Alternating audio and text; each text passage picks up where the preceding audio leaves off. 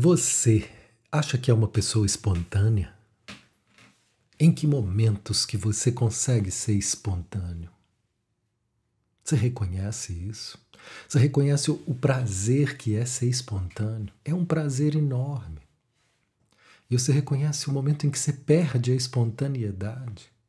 As crianças são deliciosas porque elas vivem, num estado saudável que uma criança deve viver. Ela vive no mundo da espontaneidade.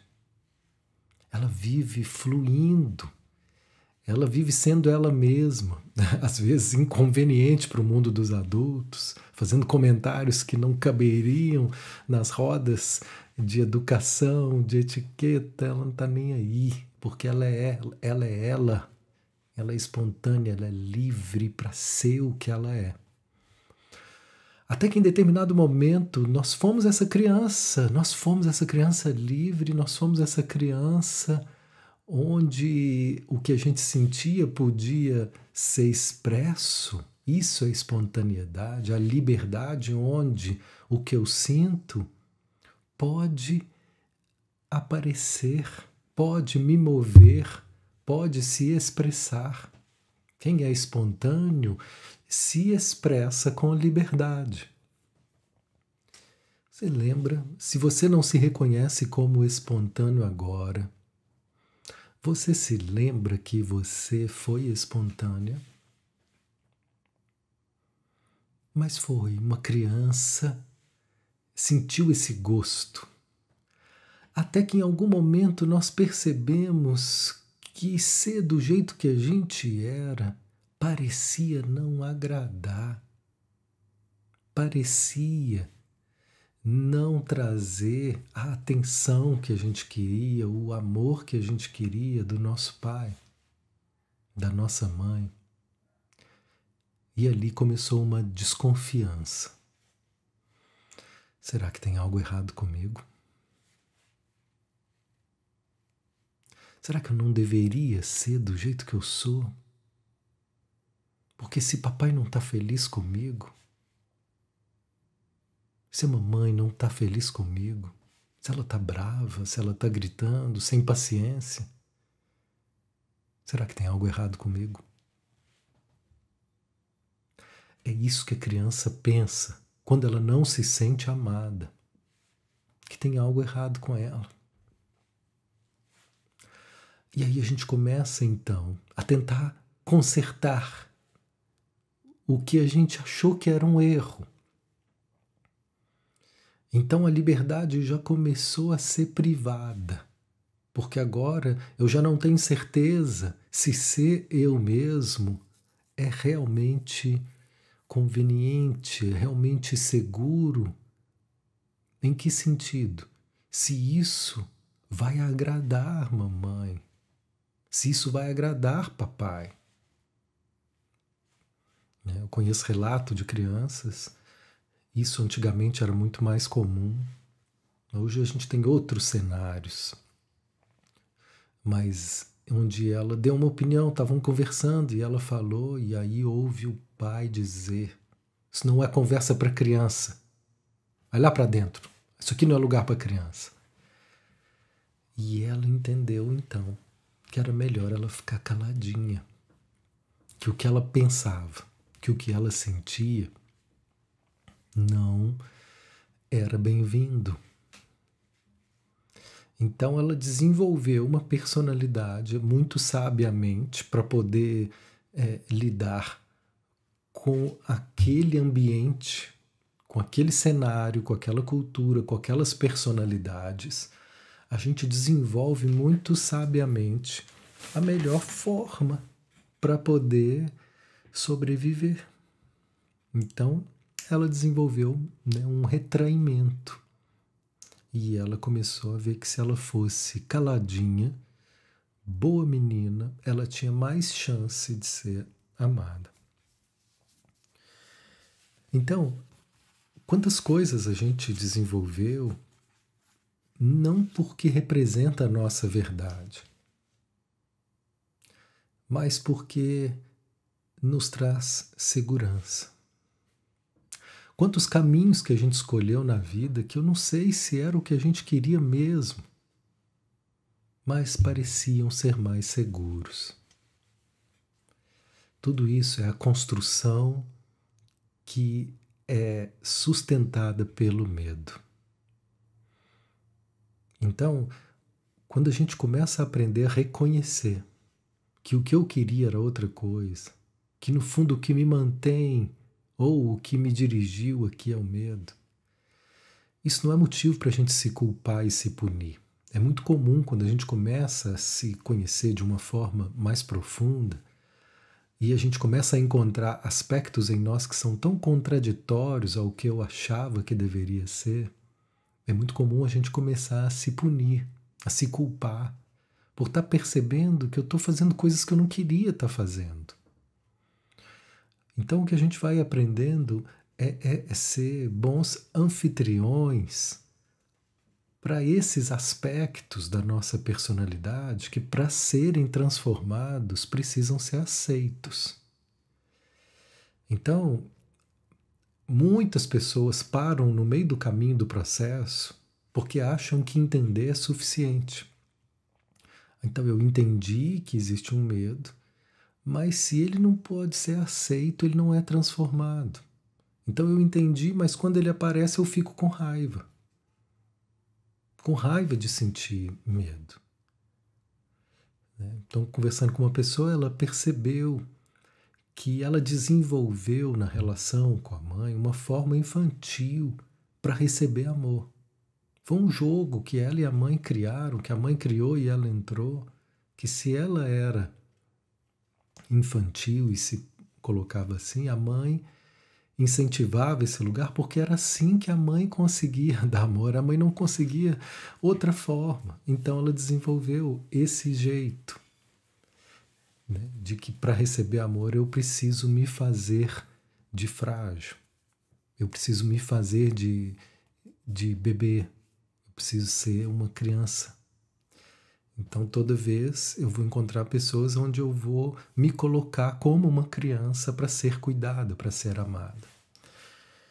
Eu percebi uma vez, né, atendendo uma pessoa há muito tempo, e ele me disse, às vezes eu consegui, olha, isso exige um nível de honestidade muito grande conosco, para a gente conseguir assumir isso. E ele conseguiu, depois de anos de terapia, ele chegou nesse lugar. Hoje eu percebo que tem um prazer em ficar doente, que tem um prazer em sofrer. Parece tão estranho, como é que pode? E aí é que a gente vai entendendo que as nossas contradições, que são absurdas para a mente, você está se boicotando. Olha, é um boicote, mas não é só isso. Porque um boicote, se a gente olhar só dessa forma, eu não gosto muito de chamar assim, embora não deixe de ser, mas não é só isso. O boicote é só a superfície do que está aparecendo. Por trás disso tem um significado. Tudo que a gente faz tem um significado. E o que o Gendlin nos ensina nesse caminho da focalização, que é essa escuta sentida que a gente ensina aqui, a gente cria, né, temos turmas de formação para terapeutas e grupos para desenvolver nas pessoas essa escuta sentida. Temos alguns grupos, né, onde a gente encontra para isso. Gendlin nos disse que toda sensação, toda experiência sentida, ela tem uma intencionalidade positiva. Só que a gente não entende e julga. E eu posso achar estranho, Mateus, mas como é que eu pode ter uma intencionalidade positiva nesse gesto de adoecer? Nesse desejo de sofrer? E aí, se a gente vai escutar um pouco mais profundo, essa pessoa então traz uma situação onde a mãe vivia muito, muito atormentada. Mãe de 3 filhos, um pai que não dava conta de ajudar em casa, alcoólatra e perturbado mentalmente. A mãe também perturbada, um cenário caótico que muitas pessoas viveram. né? Olha a história do meu pai, quando ele me conta as histórias dele, cara, que caos, né? Que caos que foi, um sobrevivente, né? Muitos dos nossos pais, dos nossos avós são sobreviventes, pessoas que lidaram com situações que hoje a gente entende que são situações de saúde mental grave e que não tinham recurso, não tinha esclarecimento, sabe? Não tinha terapêutica que desse conta de ajudar. Então muita coisa foi vivida assim. E esse foi um cenário que ele viveu. E nesse cenário de caos emocional e psicológico, ele não tinha uma atenção cuidadosa dessa mãe, muito menos do pai. Imagina a solidão, né, que esses filhos vivenciaram. O terror, várias cenas de terror, né, que passaram. E isso, gente, foi o normal para muita gente. Aí ele conta que ele começa a perceber que teve momentos onde ele adoecia. Porque o menino adoece, gripe, vai, né, tá com febre, ó, vem para cá, seu filho tá com febre. Aí nessa hora a mãe mudava a postura dela. E no momento em que ele estava doente, ela conseguia olhar para ele, cuidar dele com um carinho diferente. Algo dentro dele era tão necessitado daquela presença, daquele carinho, daquele cuidado, que ele então desenvolveu essa forma de buscar carinho, essa forma de buscar cuidado. É uma forma que, no fundo, então, o que há, né, de positivo nisso? Qual que é a intenção positiva? A intenção positiva é isso em mim que é buscar amor. É o jeito que isso busca amor. De uma forma muito desajeitada, mas é uma necessidade legítima, é uma necessidade humana, né, e que precisa ser buscado, mas de uma forma cada vez mais madura, cada vez menos destrutiva. Então, quando eu tomo consciência que é isso que eu quero, eu posso encontrar outras formas de buscar. Mas enquanto eu não tenho consciência, a gente vai buscando do jeito que dá. E se o jeito de ter amor é adoecendo, é sofrendo, então que seja. Mas eu, sem amor, eu não fico, não posso ficar, eu preciso desse... Nós humanos somos, né, seres nutridos por afeto. Não é só por comida, por pão. A gente não quer só comida, a gente quer afeto. Somos seres afetivos. Eu não sei se vocês sabem, mas um ser humano que não recebe afeto, ele não é humano, ele não consegue desenvolver a humanidade. Ele não consegue entrar na comunidade humana, ele vira um bicho, né? Então a nossa humanidade, ela acontece na interação afetiva. Tem várias pesquisas assim, e inclusive com primatas também, de testes assim de primatas às vezes trocar, né, comida por um bonequinho onde ele pudesse abraçar. É emocionante assim. Meu Deus, como isso é forte, né, em nós mamíferos. Não estou agora mais falando dos homens, mas dos mamíferos, né? Que a tartaruguinha ela tem outro esquema, né? Então somos seres de afeto, somos seres muito necessitados dessa conexão, até para depois conseguir estabelecer conexões mais profundas conosco. Nós vamos precisar então acolher cada um desses aspectos em nós que se fechou diante desse movimento interrompido de amor que aconteceu nas nossas casas, nas nossas famílias. De alguma forma, mais com uma mãe, mais com um pai, mas para ninguém foi perfeito, assim como para os nossos pais. Então, poder tomar consciência disso vai estar resgatando em nós a espontaneidade que fez com que a gente se fechasse para não sentir mais a dor da rejeição, do desamparo e da solidão. E perdemos assim, então, a abertura espontânea. Perdemos a segurança de sermos nós mesmos. O que a focalização vai resgatando em mim, vai resgatando. É por isso que eu preciso tanto da focalização, que eu escolhi esse caminho como um caminho de minha alma. É porque ela vai resgatando em mim toda a espontaneidade que ficou trancada. E que eu nem sei que eu tranquei, mas meu corpo sabe.